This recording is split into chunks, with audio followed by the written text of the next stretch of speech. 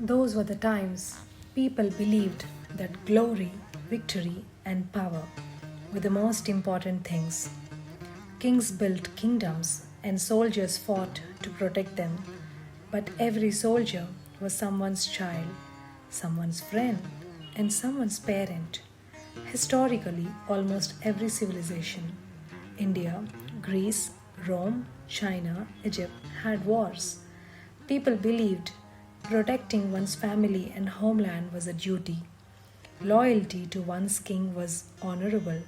A kingdom's survival depended on its soldiers.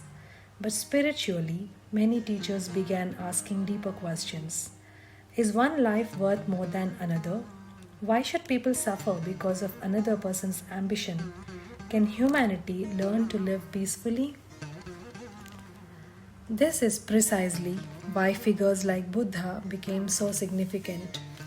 A young prince named Siddhartha saw this suffering and asked, if everyone wishes to be happy, why do we hurt one another? Why do people suffer? And can suffering end? That question changes the story from politics to humanity. At the same time, Indian philosophy does not entirely reject the role of the warrior. The Bhagavad Gita says that protecting society and standing against injustice is also a duty, dharma. The problem is not protection itself, it is greed, ego, conquest, attachment to power. For example, defending your village from an attack, dharma. Starting a war because a king wants more land, a dharma. And then, years after Buddhism became popular and after Buddha left, many people became monks, large monasteries were built, learning and debate became important, compassion towards animals increased. People began questioning rituals that they did not understand. This was actually a very positive influence. However, after many centuries, some people only worship Buddha statues. Others argued endlessly about philosophy. Many forgot the deeper teachings. Some stopped following family and social responsibilities. Buddha taught people to use a lamp to find their way. Hundreds of years later, people were polishing the lamp but forgetting to use its light. Across the land, people were searching once again. Some believed rituals alone were enough. Others believed there was nothing beyond what they could see. Kings sought power.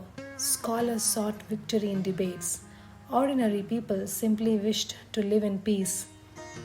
If everyone is searching for truth, who will remind them where to look? But the wisdom of Bharatha had never truly disappeared. Like a sacred flame passed from one lamp to another, great teachers protected it through the ages. Vyasa, Jaimini, Patanjali, Nagarjuna, Kumarila Bhatta, Gaudapada, Govinda Bhagavatpada.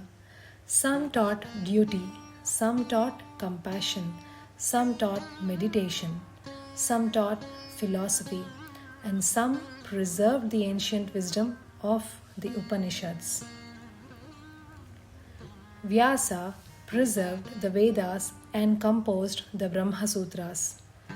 Jaimini taught duty and the importance of righteous action. Patanjali taught yoga and mastery of the mind. Buddha taught compassion and the end of the suffering. Nagarjuna expanded Buddhist philosophy. He created the doctrine of Shunyata, the philosophy of emptiness. Kumarila Bhatta revived Vedic learning and defended the Vedas.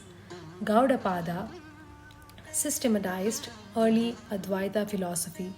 Govinda Bhagavatpada passed on the Advaita tradition to Shankara. Adi Shankaracharya unified and spread Advaita across Bharatha. The world had learned many things: how to rule, how to fight, how to debate, how to worship.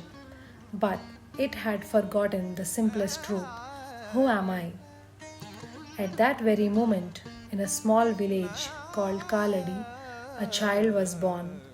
Some would call him a philosopher, some would call him a saint, and some would call him the greatest teacher of Advaita, and many would call him an incarnation of Lord Shiva himself. The world would remember him as Adi Shankaracharya. People forgot the deeper meaning of spirituality. Know yourself, Adi Shankara said. People were divided by philosophies. Adi Shankara said, truth is one. People saw differences everywhere. Shankara said, the divine is in all. Born to Aryamba and Shivaguru in the village of Kaladi, Shankara was no ordinary child. By the age of 8, he had mastered the sacred scriptures.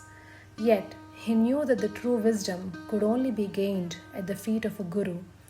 Embracing the path of sannyasa, he set forth across forests and mountains in search of his master. Adi Shankara, who had travelled across Bharatha from Kaladi in the south to Kashi, Badri up in the north by foot at a young age, has done phenomenal works composing commentaries on the Brahma Sutras, Bhagavad Gita, and the Upanishads. He relentlessly fought with many schools of philosophy because that was the time Vedic knowledge was being misunderstood. Each school of philosophy stemming out of one line taken from the Vedas, yet missing the entirety of the reality. He has shattered everybody's misunderstanding of the Vedic knowledge, visited many sacred places, did prana pratishtha of the deities there, including Kashi Vishweshwara, etc. He has established 4 Amnaya Pithas in the 4 corners of Bharata, safeguarding the Dharma, dedicating each Veda to each Amnaya Mat, and employed his disciple each to each Mat. It's an unbroken chain of 1200 years of Guru Parampara that is running these 4 Mathams, and which are today ensuring the Sanatana Dharma is not wrongly understood, and making sure that next generations are receiving this Gnana in the same form it is put up by the great master. By the age of 32, he has completed what a person in many lifetimes can achieve.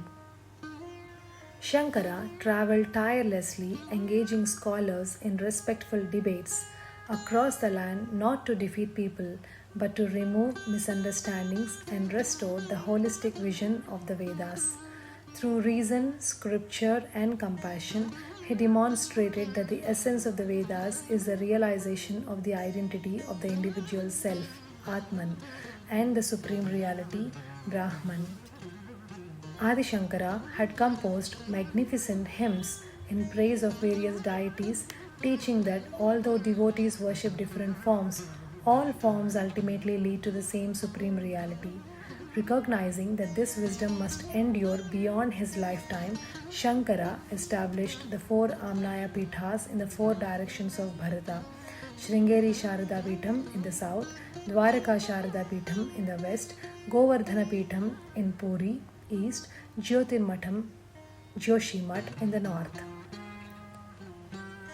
For over 12 centuries, these 4 Amnaya Pithas have preserved, taught, and propagated the wisdom of the Vedas, ensuring that the Sanatana Dharma continues to be understood in its authentic spirit and passed on faithfully to future generations. Remarkably, Adi Shankaracharya accomplished all of this within a life that tradition records as lasting only 32 years. Today, more than 1200 years later, the voice of Jagat Guru Adi Shankaracharya continues to echo through his commentaries, his hymns, the 4 Amnaya Pithas, and the unbroken Guru Parampara, inspiring seekers across the world to discover the timeless truth. Brahma Satyam, Jagan Mithya, Jivo Brahmeva, Na Paraha. Brahman alone is the ultimate reality. The world is transient in appearance. The individual self is none other than Brahman. Shri Guru Namaha, wishing you all an auspicious Guru Purnima. Namaskaram.